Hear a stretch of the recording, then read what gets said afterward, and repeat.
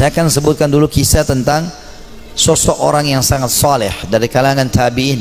Dia hidup di zaman Nabi SAW, tapi tidak sempat bertemu dengan Nabi dalam pendapat sebagian orang, yaitu Ubaid bin Umair bin Qatadah al-Laythi al-Jundu'i al-Makki. Ya. Orang ini sangat saleh, luar biasa. Sampai di Mekah itu kalau ada orang yang menganggap dirinya lemah imannya, pasti datang kepada dia, kepada Ubaid ini rahimahullah. Orang ini sangat luar biasa keimanannya. Ini dinukil dalam sebuah kisah di sebuah buku. Kisah ini kisah sahih. Ada seorang wanita di Mekah sangat terkenal dengan kecantikannya, dan wanita ini terkenal tinggi, putih, cantik, fitnah luar biasa. Tapi dia tutup wajahnya, dia pakai cadar. Dia bilang sama suaminya, satu hari dia bicara sama suaminya, dia mengatakan, wahai suamiku, kira-kira apakah ada orang yang bisa selamat dari fitnah wajahku ini? Artinya dia coba menyebutkan sama suaminya. Kata suaminya, tentu saja ada. Walaupun kau cantik, tapi akan ada orang yang bisa tidak kena fitnahmu. Kata perempuan itu penasaran, siapakah itu? Maka kata suaminya, Ubaid ibn Umair, seorang ulama. Maka tiba-tiba istrinya karena merasa tertantang datang kepada suaminya lalu berkata, wahai suamiku, Andes, apakah kau mengizinkan aku untuk coba menggoda Ubaid hanya untuk mengetes imannya, sekaligus juga mengetes apakah betul memang dia tidak kena dengan fitnah wajahku dan kecantikanku ini? Suaminya mengatakan, karena penasaran juga mengatakan, baik, saya izinkan. Maka wanita ini pergi ke Masjid Haram. Ini Ubaid ini punya majelis ta'lim, di Masjid Haram, ulama besar, tidak pernah sama sekali berbuat dosa dalam kisahnya, dalam kisah hidupnya. Allahu alam kalau yang dinukil dari kisah yang lain, tapi dia disebutkan orang ini sangat soleh. Kemudian datanglah wanita ini lalu mengatakan, saya punya pertanyaan Syekh. Kata dia, silahkan. Dia bilang, tapi pertanyaan ini pribadi, maka saya tidak bisa menanyakan di depan orang. Kalau bisa, saya akan meminggir dengan anda di salah satu sudut masjid ini. Karena perempuan ini terus menunjukkan kesedihannya, menangis. Maka Ubaid mengatakan, baiklah, tapi tetap di depan umum, bukan berduaan-duaan khalwat. Di tiang masjid di sebelah situ ada sekitar jemaah. Tiba-tiba wanita ini pada saat duduk depan Ubaid membuka cadarnya, dan memang terlihat kecantikan yang luar biasa.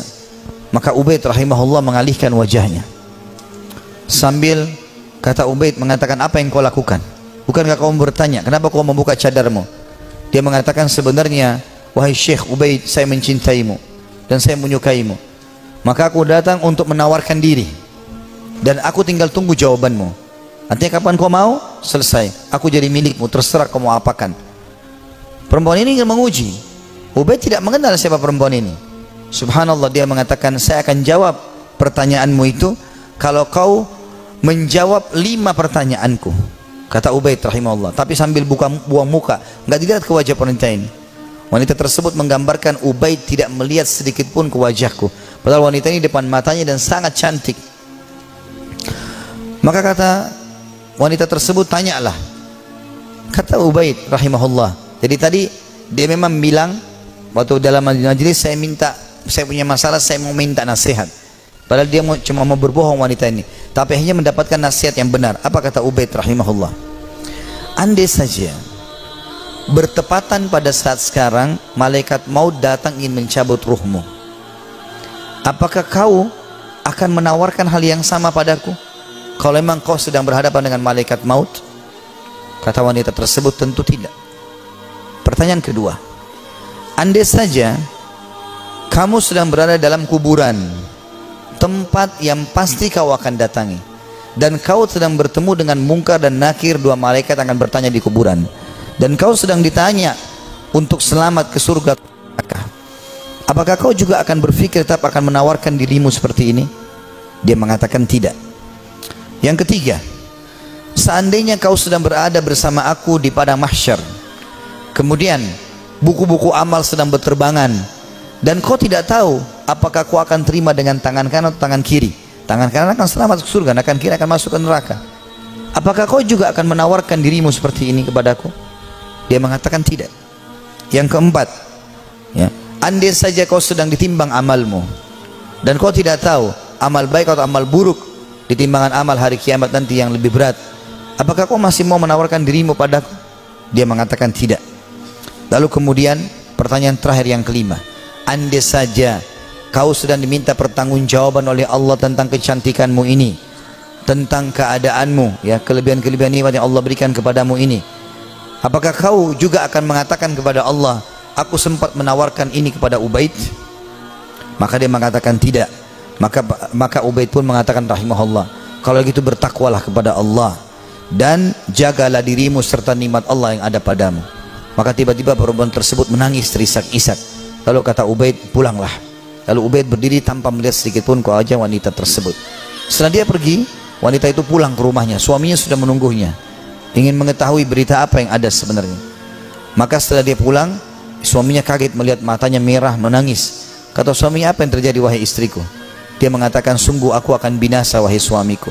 Aku tadinya niat ingin bermaksiat kepada Allah, Allah menuruskanku justru melalui Ubaid. Dan sungguh Ubaid adalah orang saleh. Dan semenjak hari itu perempuan itu tidak pernah dandan lagi sama sekali sampai ajal datang menjemputnya. Teman-teman sekalian, orang yang saleh, orang yang tulus kepada Allah Subhanahu wa taala, memang orang-orang yang justru tidak mudah tergoda. Kalau antum hanya sekedar dengan godaan sedikit mudah tergoda, itu masih orang biasa.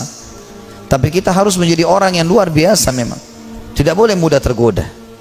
Allah Subhanahu wa taala menyebutkan tentang ahli surga di dalam firman-Nya pada saat mereka masuk ke dalam surga nantinya di hari kiamat. Itu disebutkan malaikat akan masuk dari semua pintu-pintu istana mereka dan mereka akan berkata para malaikat, salamun alaikum bima sabartum fa ni'ma uqbad dar. Selamat buat kalian, keselamatan buat kalian atas kesabaran kalian, dan ini sebaik-baik tempat untuk kembali, surga maksudnya.